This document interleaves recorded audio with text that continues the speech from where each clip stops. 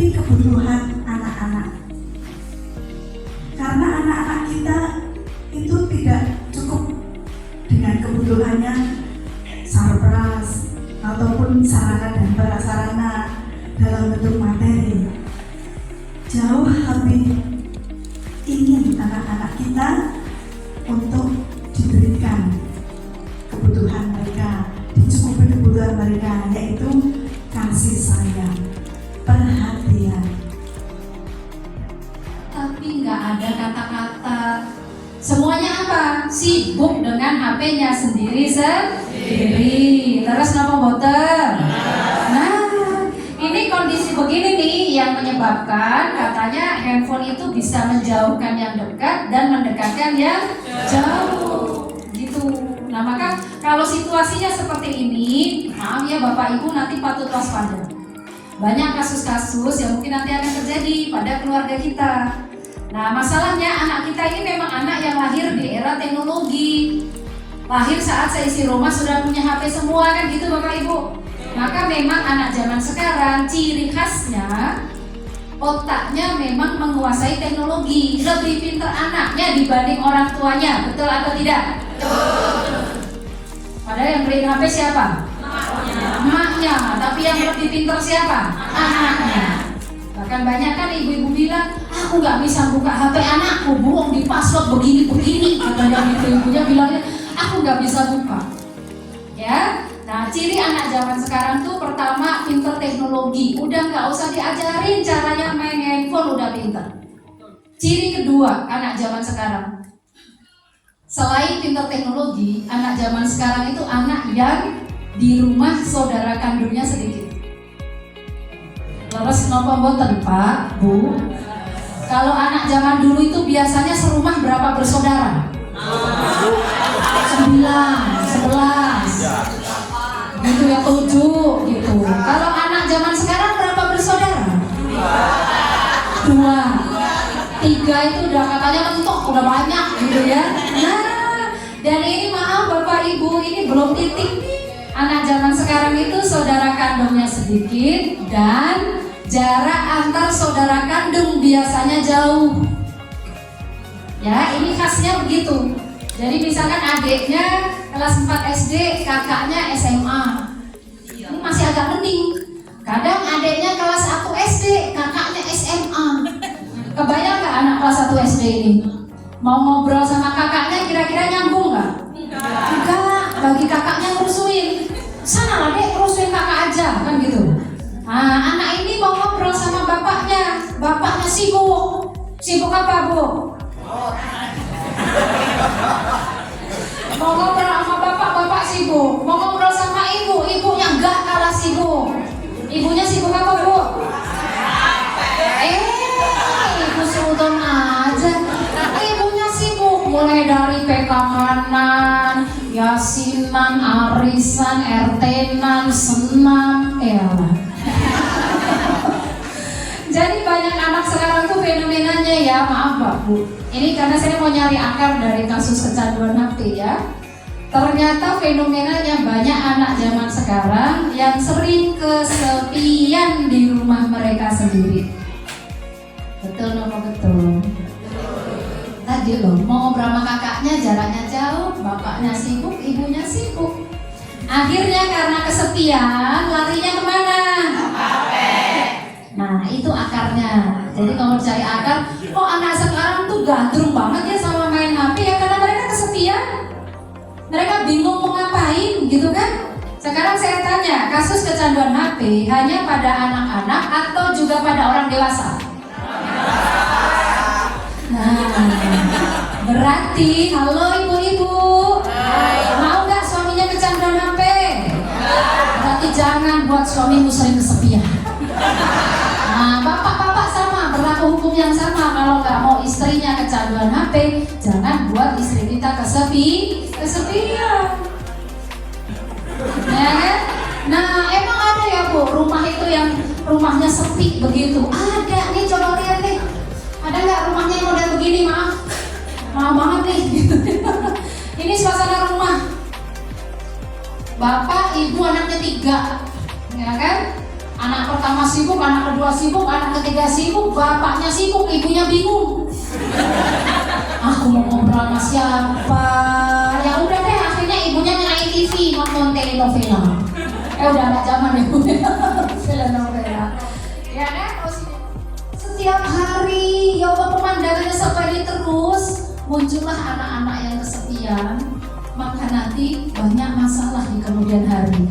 Ya, maka hari ini tema kita menarik. Bagaimana kita itu bagi saya dan Anda bijaksana menjadi orang tua di era digital. Karena betul tadi kata Pak Kepala Sekolah, zaman dulu anak pulang sekolah mainnya eklek, mainnya betengan, mainnya layang-layang. Anak zaman sekarang pulang sekolah main nah begitu. Tapi satu sisi nggak main HP, anak kita yang ketinggalan zaman.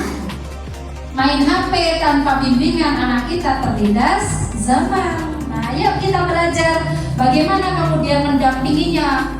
Karena anak ini anak-anak yang besok kita akan ditanya sama Tuhan kita Allah Subhanahu wa Ta'ala.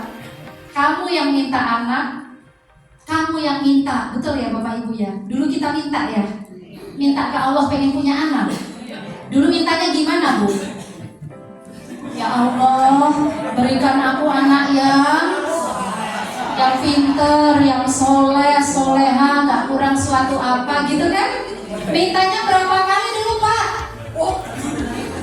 Sekali, 2 kali, 3 kali, berkali-kali saya minta ke Allah, ya Allah Bu, akhirnya dikabulin. Sekarang ada yang punya anak 1, punya anak 2, punya anak 3 gitu ya. Maka pesan saya, berapapun anak yang Allah titipkan kepada kita, berarti kita dianggap mampu sebenarnya sama Allah untuk apa? Membimbing anak tersebut. Hanya kita diingatkan ya, didik anakmu sesuai dengan zamannya, karena anakmu hidup di zaman yang berbeda dengan zamanmu. Maka nggak semua yang dulu orang tua itu asuhkan ke kita bisa kita terapkan ke anak, karena zamannya berbeda. Ya, maka kita belajar karena besok kita ditanya sama Allah gimana kamu didik anakmu. Dan besok bapak-bapak ini pertanggungjawabannya lebih berat ya Pak ya. Halo bapak-bapak. Halo Pak. Halo ya. Kalau bapak-bapak besok pertanggungjawabannya lebih berat karena akan ditanya bagaimana kamu didik istrimu dan kamu didik anakmu. Kalau ibu-ibu besok ditanya gimana anakmu, bagaimana kamu mengelola harta suamimu. Begitu ya Bu ya. Nah, maka berarti gimana? Udah, berarti bapak ibu harus gandengan, kerjasama. Ayo didik anak bersama-sama. Gak ada yang boleh saling nyalahin. Bapak sih sibuk dewe, ibunya sibuk dewe. Kayak anakmu, anak kita. Jadi gak boleh mengatakan kayak anakmu, anak kita. Jadi bapak ibu harus bekerja sama, ya.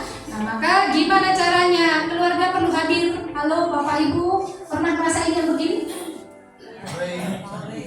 Kalau anaknya lagi main HP, disuruh berhenti main HP, kira-kira wajahnya kayak apa? Manyun, marah ya? Atau ada yang mungkin matikan HP-nya? Iya ibunda. Ada yang begitu? Karena ada itu makhluk langka. Berarti semuanya yang dirasain begini ya? Anaknya langsung manyun, terus ada yang bilang isinya air putih bukan? Bagus, tepuk tangan buat Bapak Ibu semua. Nah, karena tadi saya udah dapat bocoran dari Pak Kepala Sekolah. Nih SD Banjarja ini nggak main-main, prestasinya banyak. Ya, kemarin sampai menyabet juara untuk pramuka sampai tingkat provinsi ya Pak Kepala ya. Ini keren banget loh. Karena itu sertifikatnya bunyi tuh. Sekarang anak itu prestasi tidak hanya akademik, prestasi akademik dan non akademik. Misalkan ada anak yang pintar tadi seni, nyanyi, menggambar, olahraga tertentu ya, atau dia pintarnya di mana? Di mengajinya. Itu ada untuk apa? Untuk prestasi Bapak Ibu. Maka kalau kelebihan anaknya di apa? Didukung. Siap Bapak Ibu? Siap. Maka biar jadi anak sukses, jangan biarkan anaknya begini. Ya, main HP jam-jaman nggak berhenti. Biasanya anaknya kalau main HP berapa lama waktunya? Nah nanti kita latihan gimana caranya biar anaknya itu main HP-nya nggak kelamaan ya. Oke, kemudian kasus kedua yang juga saya nggak mau terjadi pada anak-anak panjenengan adalah kasus kehamilan di usia anak. Ya, kasus kehamilan di usia pelajar, di usia anak. Kemarin kita nanganin kasus tuh anak kelas 6 SD. Kelas 6 SD ini kan soalnya wali kelas 45 toh. Kelas 6 SD kita asesmen sudah hamil 6 bulan. Nah, bapaknya ketawa, Pak, anak SD bisa hamil nggak? Bisa hamil nggak? Bisa. Syarat hamil apa, Bu? Syarat hamil apa? Oh, sel telurnya udah mateng. Sel telur udah mateng berarti anak itu sudah menstruasi, sudah haid. Pertanyaan saya, anak sekarang haidnya kelas berapa? Kelas 5, kelas 4, beberapanya haid. Emak-emaknya dulu haid kelas berapa? SMP. Dulu emaknya makan telur seminggu sekali. Anak sekarang kan gizinya full ya Bapak Ibu. Tiap hari lauknya apa anak itu? Ayam telur, sosis, nugget gitu ya. Gizinya over. Terus stimulasi tontonan juga banyak, ya kan? Ayo lihat itu sinetron yang ditonton anak sekarang. Judulnya apa sinetronnya? Cinta pada pandangan pertama. Jodoh yang tertukar. Bocah cilik-cilik nontonnya cinta pandangan pertama. Iya kan? Maka anak TK sekarang cowok cewek jejer udah cie-cie. Dulu bapak ibunya ya Allah TK aja masih innocent polos. SD udah pada suka-sukaan. SMP jadian, SMA kecelakaan. Mau gak anaknya begitu?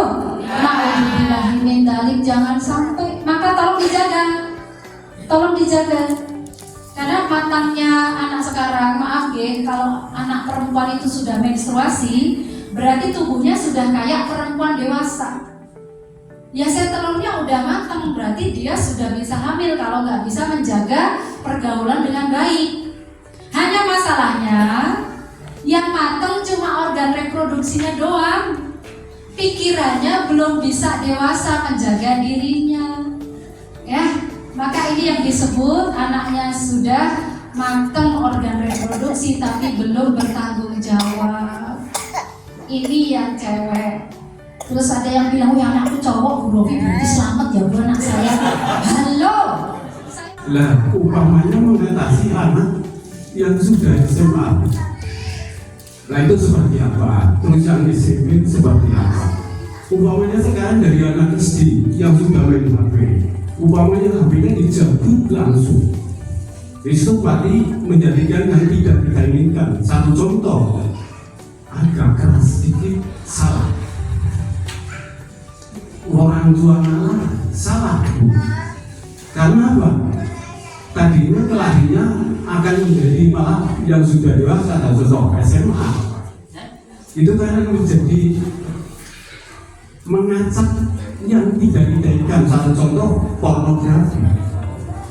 Itu menjadi kendala sangat besar. Kalau kita salahkan HP karena era digital, itu tidak mungkin. Tetap yang disalahkannya orang tua, karena itu tanggung jawab orang tua. Lah, pertanyaan saya, Bu, bagaimana cara mengatasi anak SD, SMP, dan SMA supaya nyaman, terus tidak ada kendala dengan orang tua? Assalamualaikum warahmatullahi wabarakatuh.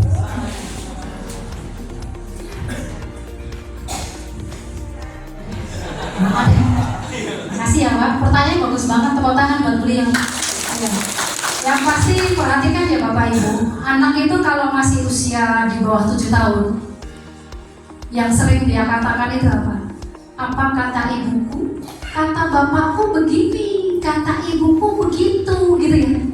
Anak-anak kalau masih kecil itu, ya termasuk anak SD kelas kecil itu sudah mulai kata bundaku nggak boleh, kata ayahku tuh nggak boleh. Yang dia pakai apa kata ibu dan bapakku.